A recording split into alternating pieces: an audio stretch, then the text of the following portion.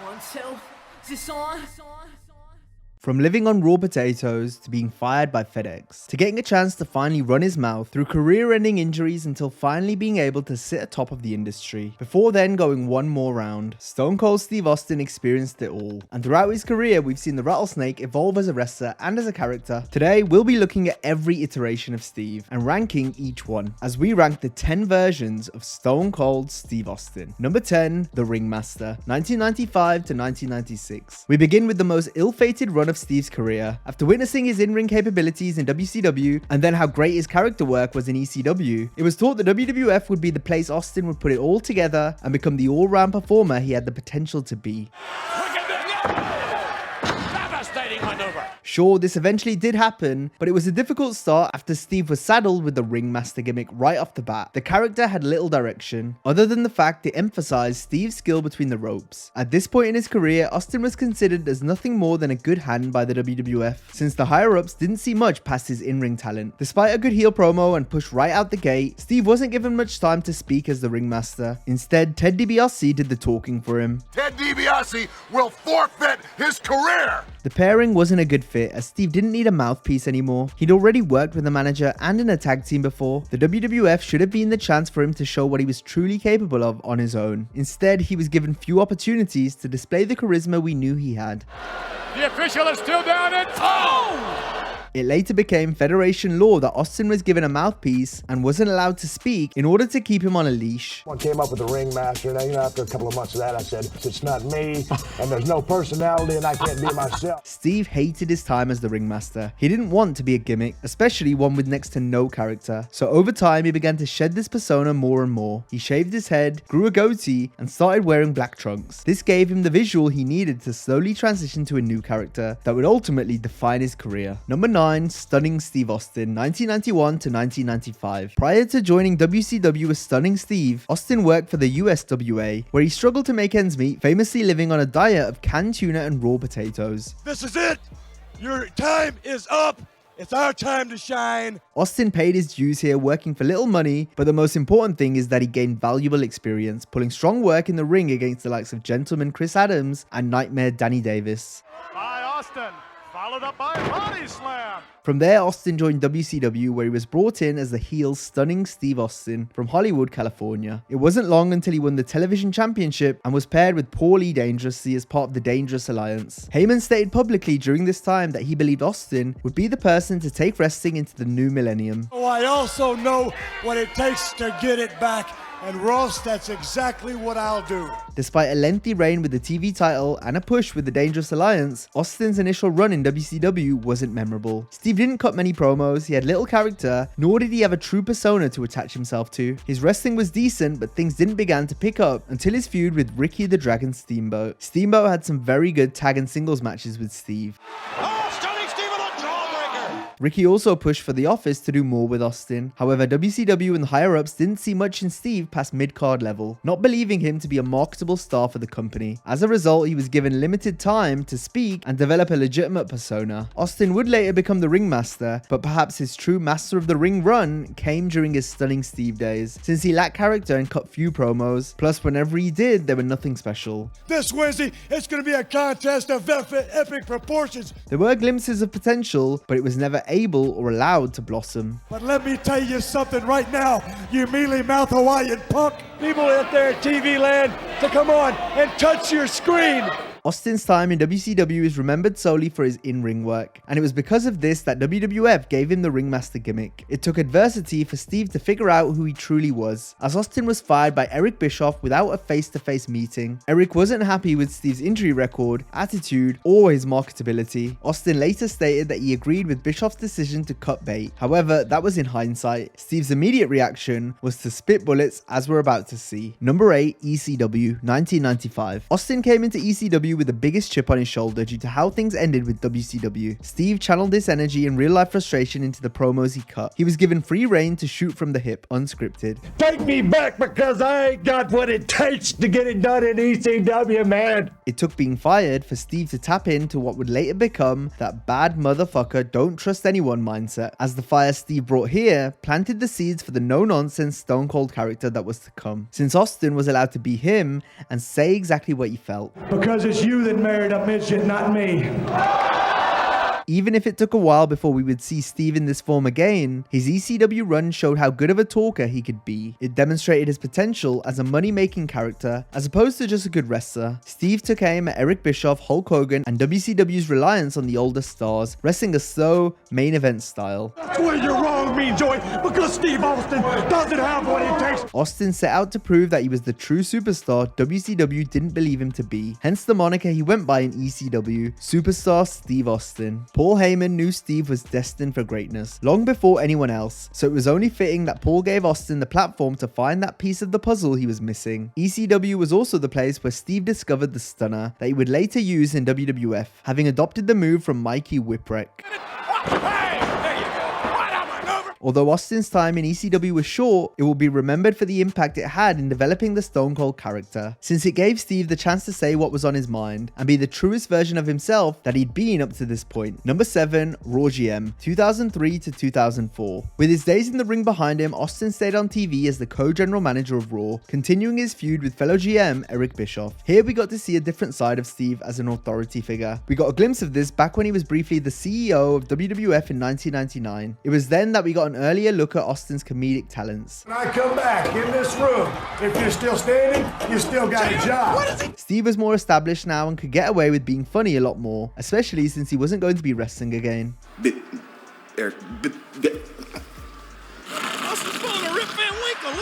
It was brilliant to see Austin call the shots with all his rattlesnake charm. To stop Steve stunning everyone in sight, a rule was created where Stone Cold could only attack someone if physically provoked. This added another dimension to Austin's character, since he had to show restraint instead of constantly raising hell like he did while an active wrestler. Tell you what? I want to just say what? You got a microphone in your hand, use it. About one of your t-shirts. A big fan of Chris Jericho, are you? No, I'm not a big fan. They ran out of toilet paper. Instead of using physicality, Steve had to use his common and comedic sense. Stop it right there. Shut the music down. I ain't got time to watch you spray that stupid ass water all over the crowd. Plus, Austin had other priorities that saw him play a key role in progressing major storylines, such as Kane's monster heel run. This, along with Austin's work with the likes of Chris Jericho, Christian, and of course Bischoff, made for some great television. Steve's feud with Bischoff came to a head at the 2003 Survivor Series when Austin's team lost to Eric's, meaning the Rattlesnake had to step down as Raw GM and leave WWE in the process. Although Steve returned a short time later, his days as a regular character on television were about to end, with WrestleMania 20 being a last hurrah of sorts. Number 6, What Era, 2002 to 2003. Once the invasion came to an end, heel Austin was done and the old Stone Cold was back. And he brought with him one word that would define this version of the Rattlesnake. Over the next 2 decades, what became wrestling's most popular chant. What? What? What? What?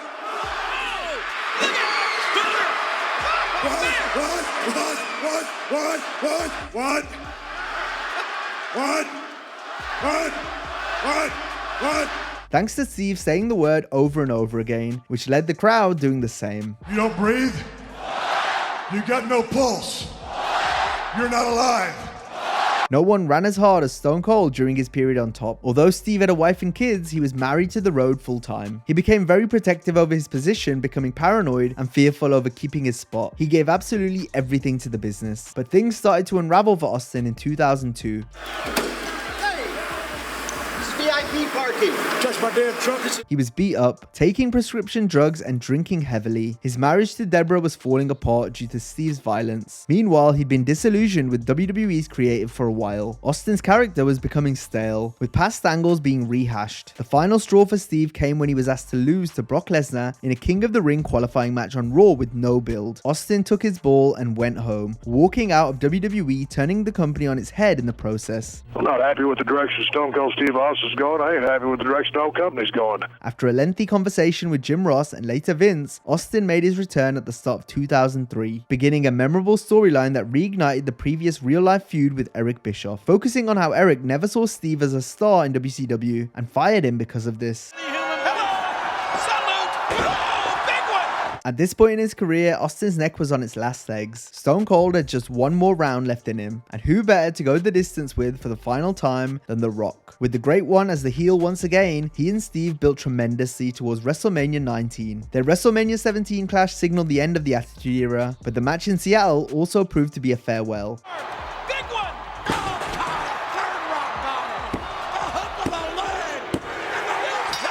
The Rock's days, even resting part-time, were about to end, and although at the time we didn't know for sure that this was Austin's final match, it was the perfect storybook ending for the Rattlesnake, since he was finally defeated by his greatest in-ring rival on the grandest stage. Number 5, Returning Legend, 2005 to 2022. Throughout the next decade, Austin would make one-off appearances, usually as a special referee for big matches.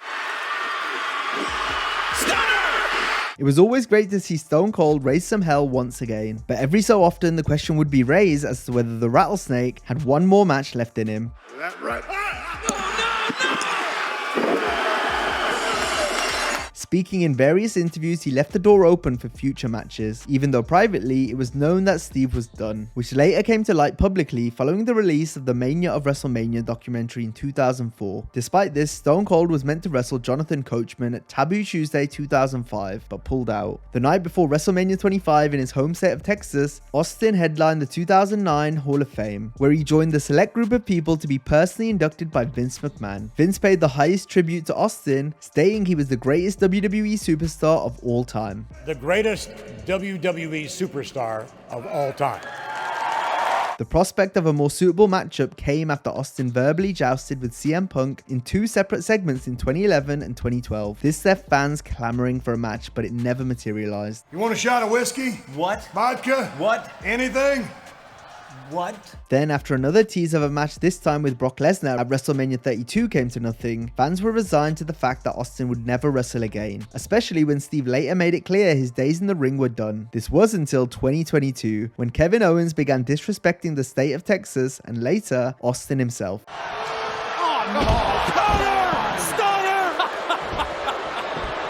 And that's the bottom line, because KO said so! With the rumors of Steve appearing at WrestleMania for an encounter with Owens later being confirmed, it left people speculating if it would be a physical segment or an actual match. Austin went on to wrestle Owens in a classic Attitude Era style main event that the Rattlesnake was famous for. Owens doubling! It was a surreal but welcome sight to see Steve back in the ring after so long. Number 4, Hollywood Blondes, 1993. Instead of a prolonged singles push with the US title, Austin was put in a tag team with Brian Pillman. This team was thrown together as creative didn't have much for either man as singles wrestlers. The two complemented each other well. Really? So people around the world are going to watch as the Blondes. Steve was the straight-laced mechanic, while Brian was the flamboyant high flyer. They were known as the Hollywood Blondes and would play up the Hollywood aspect of their act by taunting and using props. They proved to be a formidable and popular team with tremendous chemistry. They captured the tag titles and worked notable feuds with Ricky Steamboat and Shane Douglas. There's Shane Douglas in as well. All 4 men now in their fight. As well as Ric Flair and Arn Anderson, the latter of which we got to see what Pillman and Austin were capable of on the microphone. Last time I saw a body like that, it had an apple stuffed in its mouth. After less than a year of teaming, the Blondes split following an injury to Pillman. The two briefly feuded before Steve then went after and won the United States Championship. The team definitely had more they could have accomplished, and it seemed unfair to break them up so quickly, especially since they were initially paired together because the company didn't know what to do with them as solo stars. Oh, look at this. Look at that. They're trophy hunting. Then once they picked up steam as a duo, they were broken up. Austin felt this was done intentionally, as another way of WCW to keep their thumb on him. The Hollywood Blondes will be remembered as a great team that prematurely ended on account of both men's talents not being appreciated by World Championship Wrestling. Number 3, heel turn and alliance Stone Cold. 2001. Austin did the unthinkable by aligning with Vince McMahon at WrestleMania 17. Steve believed his character was getting stale. He didn't want to rehash the past, feeling that a heel turn would freshen things up. I'll split your skull wide open. Even though Vince didn't agree, he felt he owed it to Austin to allow him to have a run as a heel given how much Steve had done for the company. Austin siding with Vince was the culmination of the Attitude Era, as the feud that won WWF the war against WCW came to an end just as the World Wrestling Federation had bought out their competition. But getting people to boo Austin wasn't going to be easy. The promotion tried their hardest to make this happen by making Steve a much more evil character.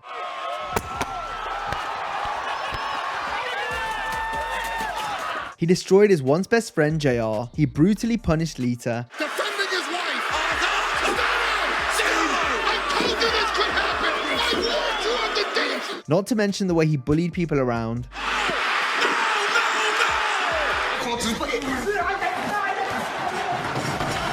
He even aligned with the despised Triple H. These actions would have made the Rattlesnake a hated heel in any era. The problem was that he was just coming off a run as perhaps the most popular star in company history. After suffering an injury and needing to keep a presence on TV, Austin began to lean more on the comedy side. Kumbaya, my lord. Kumbaya.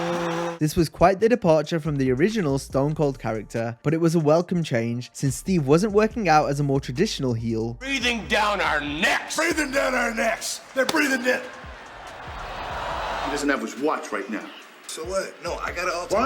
What? This time I got. What? It's gonna. What? Austin's comedic skits with Kurt Angle, where they battled for Vince's approval, were some of the funniest segments of all time. Oh man, let me see it.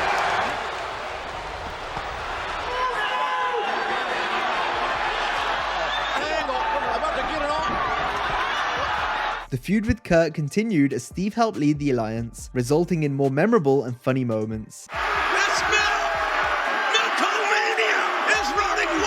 Austin blended his nasty heel persona from before the invasion with the hilarious Stone Cold that previously battled Angle for Vince's affection. Throughout 2001, Stone Cold was able to do and get away with things that just wouldn't have been possible during his initial run as a babyface. You son. This is absolutely pathetic. Austin doing comedy as a heel opened the door for him to try more stuff like this once he turned face again, adding a different dimension to the character that only became more prevalent as Steve transitioned away from the ring.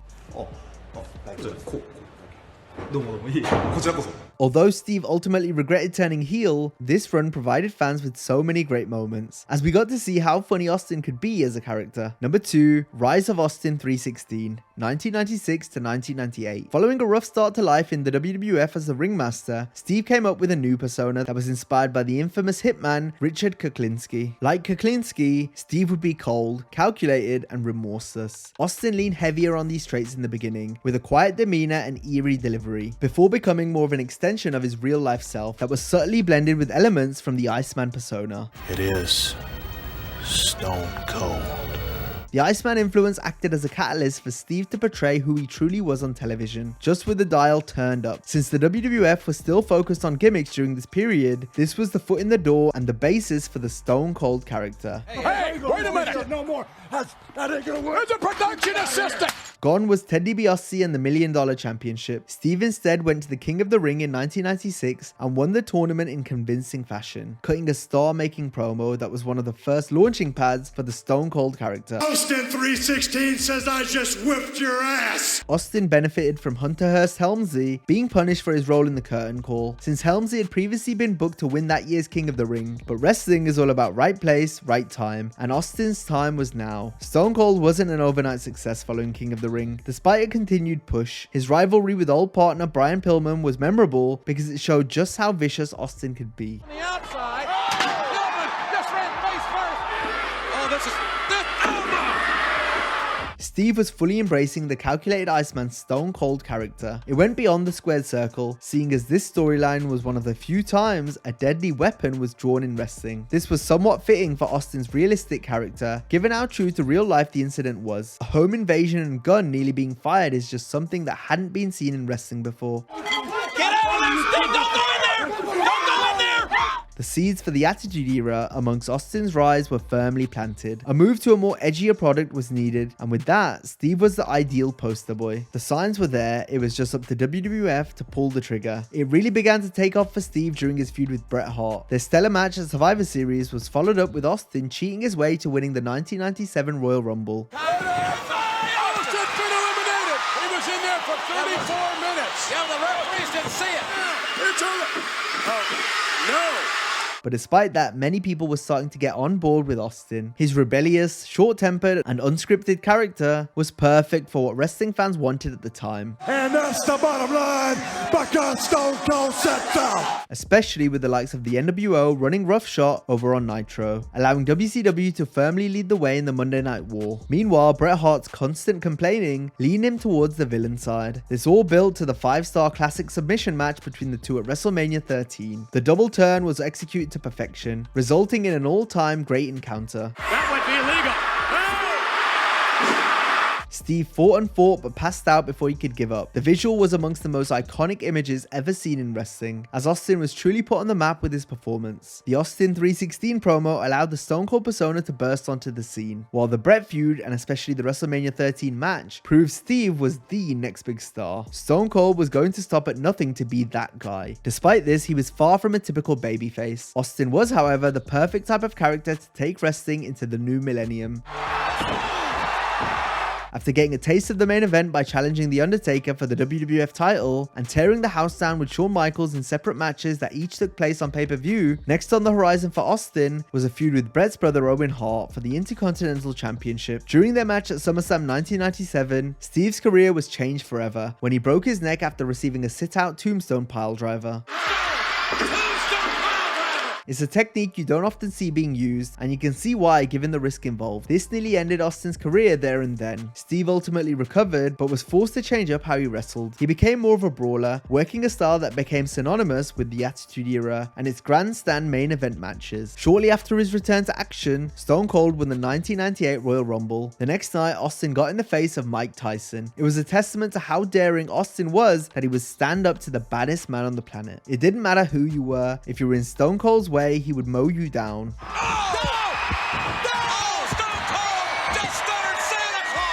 Steve believed he was the baddest man there is, and it was this type of mentality that had got him to this point, as he then defeated Shawn Michaels to capture his first WWF Championship at WrestleMania 14. Michaels going for another kick. Austin, he got it! Austin is the champion! Stone Cold! The Austin era had begun. No one could stop him, not even chairman Vince McMahon. The Stone Cold character had made Steve the most over star in wrestling and helped finally put an end to World Championship Wrestling's 83-week ratings dominance. Raw defeated Nitro in the ratings for the first time in nearly 2 years.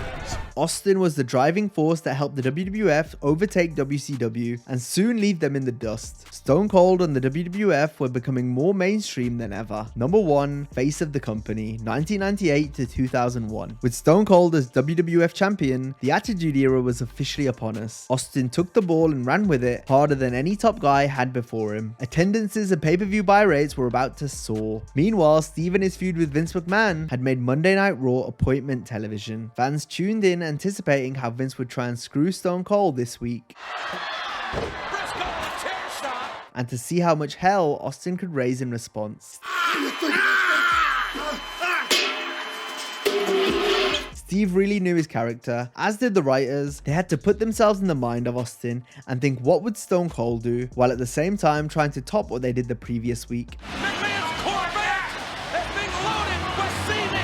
Nothing was off limits when it came to the Attitude Era. It was perfectly normal for Austin to ride into the arena driving just about anything.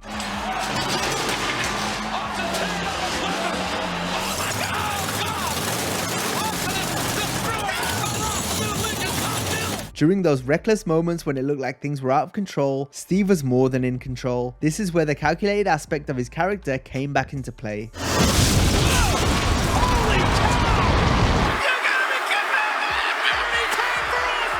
while also being that rebellious anti-hero that stood up and defied against all forms of authority by raising as much hell as possible. All the while, Austin carried the company on his back, whether he was holding the title or chasing it. No matter how many times the McMahons tried to screw Steve, Stone Cold, screw you! You're fired! Getting it on. Wait a minute. Wait a minute.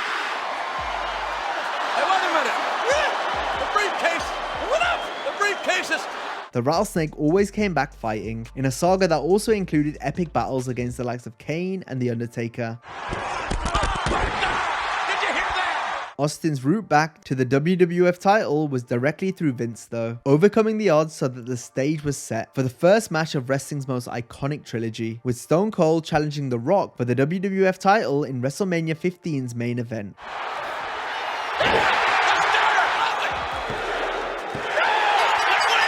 It was another crowning moment for the Rattlesnake. The beer-drinking bionic redneck was at the very top of his game. Austin's second year as the WWF's top man wasn't without hardship though. By the summer, Steve's neck was once again on thin ice. Surgery was needed and it meant a lengthy spell on the sidelines. During Austin's time away, The Rock rose to the occasion, assuming the top spot during arguably the WWF's best creative year in 2000. The Who Ran Over Stone Cold angle was not one of the shining lights of that year, however.